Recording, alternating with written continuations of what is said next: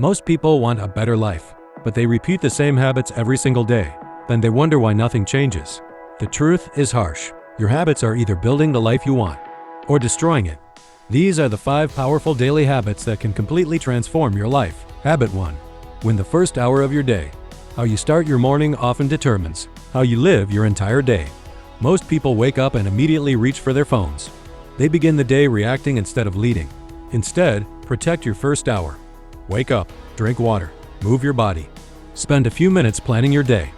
A strong morning creates momentum, and momentum makes discipline easier. Habit 2. Do one difficult thing every day. Your future is hidden behind the tasks you're avoiding. Every day, choose one thing that feels uncomfortable and do it first. Make the phone call. Start the project. Study the chapter. Go to the gym. Confidence doesn't come from thinking. It comes from keeping promises to yourself. Every difficult action strengthens your identity. Habit 3. Plan your day in writing. If you don't plan your day, distractions will plan it for you. Take 2 minutes every night to write down tomorrow's most important tasks. When you wake up, you already know what needs to be done. No confusion, no wasted time, no excuses. Clarity is one of the most underrated forms of discipline. Habit 4.